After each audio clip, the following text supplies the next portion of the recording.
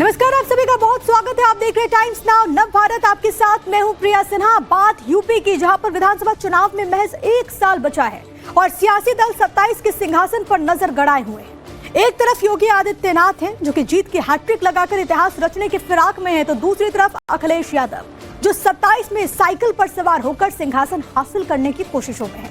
लेकिन एक तीसरा खिलाड़ी भी है, जो इस द्विपक्षीय मुकाबले को त्रिकोणीय बनाने की कोशिश में है, और नाम है इसका असदुद्दीन ओवैसी।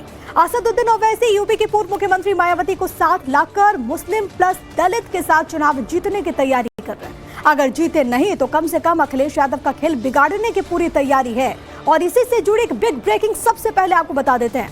बड़ी खबर यह है कि AIMIM के यूपी अध्यक्ष शौकत अली का अखिलेश यादव को सीधा चैलेंज। अगर सपा सेकुलर है तो आजम को मैनपुरी से लड़ाए। साथ ही उन्होंने कहा कि AIMIM 200 सीटों पर चुनाव लड़ने की तैयारी में। अगर BSP AIMIM के साथ आए तो बीजेपी को खाड़ फेंकेंगे, ये उनकी तरफ से दावा भी किया गया है। अखिलेश यादव ने और उनके चाचा शिवपाल जी ने तो कह दिया है कि हमें मुसलमानों की या MIM की जरूरत नहीं है, तो हम तो अब कैसे उनसे बात करेंगे, कैसे बात करें। और दूसरी चीज ये है, मैं एक साफ तौर पे आपसे कह देना चाहूंगा कि समाजवादी पार्टी का जो यादव वोट है वो मुस्लिम कैंडिडेट पर ट्रांसफर नहीं होता। अगर आप पूरे प्रदेश में देखेंगे तो जो भी मुस्लिम MLA हैं वो जहां से जीत करके आए हैं वहां मुसलमान 40% है, 45% है, 62% है, 50% है। अगर अखिलेश यादव की पार्टी सेकुलर है और अखिलेश यादव सेकुलर है तो मैं कहूंगा कि एक मर्तबा आजम खान को मैनपुरी से चुनाव लड़ा के जिता दे। दरअसल ओवैसी को पता है कि यूपी में चुनाव जीतने की कंडीशन में नहीं, ऐसे में वो अखिलेश यादव को ब्लैकमेल कर रहा है। उन्होंने गेंद अखिलेश के पाले में डाल दी। अगर 27 में सपा का खेल खराब होता है तो वैसे ही कहकर पल्ला झाड़ लेंगे कि हमने तो पहले ही गठबंधन का ऑफर दे दिया था। अब ओवैसी का प्लानिंग क्या है वो भी आपको हम समझा देते हैं। दरअसल मुस्लिम बहुल सीटों पर AIMIM की निगाह है। अब यूपी के जिला पंचायत चुनाव में AIMIM उतरने को भी तैयार है। प्रदेश अध्यक्ष शौकत अली ने कहा है कि सभी 75 जिलों में उम्मीदवार उतारेंगे। ओवैसी का टारगेट है मुस्लिम बाहुल्य सीटों पर ताकत दिखाना, शक्ति दिखाना। यूपी में तकरीबन 19 से 20% मुसलमानों की आबादी। ओवैसी पहले ही कह चुके हैं कि वो अखिलेश यादव की दुकान बंद कर देंगे। 2022 में कई सीटों पर AIMIM ने भी नुकसान पहुंचाया था। उदाहरण के तौर पर सपा बाराबंकी विधानसभा सीट महज 217 वोट से हारी थी। बाराबंकी सीट पर AIMIM को 8000 से ज्यादा वोट मिले थे। ओवैसी अक्सर तर्क देते रहे हैं कि मुसलमान भी अलग पार्टी बनाएं, जैसे कि बाकी दलों ने जातियों के नाम पर बनाए हैं। CANRC, लव जिहाद जैसे मसलों पर ओवैसी काफी मुखर रहे हैं। ऐसे में उन्हें उम्मीद है कि यूपी में मुस्लिम उन पर भरोसा जताएंगे। अब सवाल ये कि अगर 200 सीटों पर AIMIM कंटेस्ट करती है तो क्या सपा को बड़ा नुकसान होगा? देखिए, ये तो वही बात हो गई कि बच्चा पैदा नहीं हुआ तो नाम रखने की बात चल रही, कौन सा नाम रखेंगे। इंतजार करिए, गठबंधन अगर होता है तो ठीक है, वरना हम बगैर गठबंधन के 200 सीटों पर अपने चुनाव लड़ने की तैयारी कर रहे हैं। अंतिम फैसला हमारे राष्ट्रीय अध्यक्ष जी करेंगे।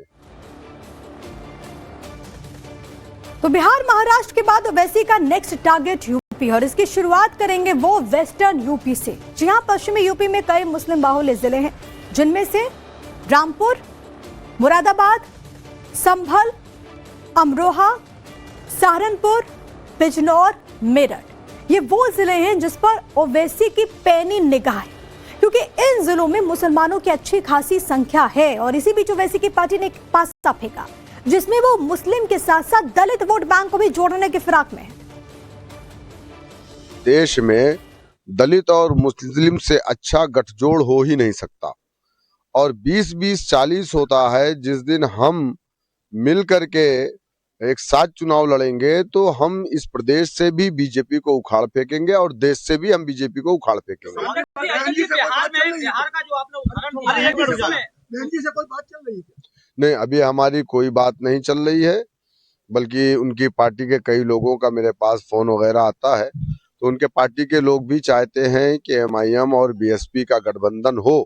यही एक नेचुरल अलायंस है प्रदेश में इससे बड़ा कोई दूसरा गठबंधन नहीं हो सकता। तो ओवैसी का लक्ष्य पूर्वांचल भी है। दरअसल पूर्वांचल के कई जिलों में मुसलमानों की अच्छी खासी संख्या है, जिनमें अगर आप देखेंगे तो आजमगढ़, घोसी, मऊ, बलिया ये शामिल है। और यहीं पर कोशिश है कि पश्चिमी यूपी के साथ साथ जो पूर्वांचल के जिले हैं जहां पर मुसलमानों की अच्छी खासी आबादी है, वहां पर भी AIMIM करिश्मा दिखाए। अब तमाम चीजों को और अच्छे तरीके से आपको समझाते हैं। लखनऊ से मेरे साथ मेरे सहयोगी मनीष यादव इस वक्त कनेक्टेड हैं। मनीष, बिहार और महाराष्ट्र में जीत के बाद AIMIM का ये कॉन्फिडेंस यूपी विधानसभा चुनाव के लिहाज से क्या बताता है? क्या अखिलेश यादव की मुश्किलें बढ़ सकती है, साइकिल की मुश्किलें बढ़ सकती है?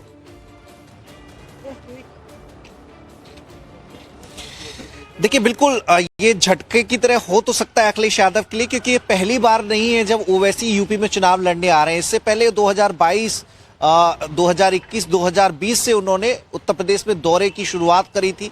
छोटे छोटे दलों के साथ पैक्ट किया था। ओम प्रकाश राजभर और ओवैसी मिलकर उत्तर प्रदेश में ओबीसी और मुसलमानों का एक गठजोड़ बनाने के लिए निकल पड़े थे। हालांकि सुभाषपा फिर समाजवादी पार्टी के साथ चल पड़ी, लेकिन इस बार जिस गठबंधन की बात की जा रही है उसमें दलितों के साथ मुसलमान ये समीकरण बनाने की कोशिश है। और बीएसपी इस समय हाशिए पर है। हालांकि मायावती लगातार कहती रहती हैं कि वो एकला चलो की राह अपनाएंगी, किसी के साथ कोई गठबंधन नहीं करेंगी, क्योंकि बीएसपी ने जिसके साथ गठबंधन किया है, गठबंधन वाली पार्टी को फायदा हुआ है, बीएसपी उतना फायदे में नहीं रही। लेकिन बदली हुई सियासी हालात में मायावती को भी एक एलआई की जरूरत है, और ओवैसी अपनी जमीन अगर उत्तर प्रदेश में मजबूत करना चाहते हैं तो उसके लिए उन्हें बीएसपी जैसी पार्टी की वाकई जरूरत है। क्योंकि एक बात तय है, समाजवादी पार्टी की जो पॉलिटिक्स है वो यादवों के साथ मुसलमानों के इर्द गिर्द घूमती है। तो ऐसे में मुसलमान मतों पर कोई दूसरा दावा करे और उसकी जड़ों में सपा पानी लगाए, ऐसा हो नहीं सकता। तो अखिलेश यादव और शिवपाल सिंह यादव के बयान से साफ है कि AIMIM की इंडिया ब्लॉक में कोई जगह नहीं है। बीएसपी पर कांग्रेस भी डोरे डाल रही है और ओवैसी भी लगातार कोशिश कर रहे हैं कि बीएसपी से बातचीत हो। हालांकि अभी तक की जानकारी के अनुसार AIMIM के नेता बीएसपी के बड़े नेताओं के संपर्क में हैं। अब ये इनिशियल स्तर की बातचीत है। इस बातचीत को कैसे और मजबूती मिलेगी, ये धीरे धीरे स्थिति साफ होगी। लेकिन AIMIM ने इतना तय कर दिया है कि वो यूपी में चुनाव लड़ेगी, चाहे बीएसपी के साथ लड़े या अकेले लड़ना पड़े। और चुनावों में सीटों की संख्या 200 से ज्यादा होगी, और 200 सीटों में वो सीटें होंगी जिसमें पूर्वांचल की आजमगढ़, सबसे बड़ी बात है मनीष, क्योंकि अखिलेश यादव भी और समाजवादी पार्टी भी कई मंचों से पीडीए का जिक्र कर चुकी है। और अगर D+A उसमें यानी कि दलित और अल्पसंख्यक अगर एक साथ आ जाते हैं तो क्या ये समाजवादी पार्टी को नुकसान नहीं देगा? क्योंकि आपने भी जिस बात का जिक्र किया, कई जगहों पर अगर छोटी बहुत मार्जिन भी रहती तो इससे पूर्व में हमने देखा कि सपा को नुकसान हुआ है। देखिए, बिल्कुल अगर दलित और मुस्लिम गठजोड़ बनता है तो समाजवादी पार्टी के लिए झटके की तरह होगा। क्योंकि जो एसपी का समीकरण रहा है उसमें यादव के साथ मुसलमान जब जुड़ते हैं तब वो एक ऐसी कंडीशन में आते हैं जहां पर कई सीटों पर उनके प्रत्याशी जीतते हैं। और अगर उसमें से माइनस मुस्लिम कर दिया जाए तो समाजवादी पार्टी के लिए स्थिति बहुत खराब हो जाएगी। हालांकि सपा और खासतौर पर जो मुलायम सिंह यादव की सपा रही है, मुलायम सिंह यादव के दौर के जो मुस्लिम नेता रहे हैं वो उन पर भरोसा करते आए हैं। अखिलेश यादव शायद वैसा भरोसा मुस्लिम कम्युनिटी के बीच पैदा नहीं कर पाए हैं, जिसके चलते बीच बीच में मुसलमान बसपा की ओर भी जाता रहा है, बीएसपी को भी अपनी पसंद बनाता रहा है। अगर AIMIM और बीएसपी मिलकर इस स्थिति में होंगे कि वो बीजेपी को हरा सके तो मुस्लिमों की पहली पसंद वो बन जाएंगे, क्योंकि मुस्लिम नेगेटिव वोटिंग करता है। वो जो बीजेपी को हराने में सक्षम होता है उसके साथ जाना पसंद करता है। तो हालात को भांप कर, चूंकि अभी बहुत समय है, बिल्कुल अब देखना होगा, आने वाला वक्त ही बताएगा कि आखिरकार क्या होता है, क्या ये गठजोड़ बनता है या फिर AIMIM अकेले ताल ठोकती हुई नजर आएगी। बहुत शुक्रिया आपका तमाम बातचीत और जानकारी हम तक पहुंचाने के लिए मनीष।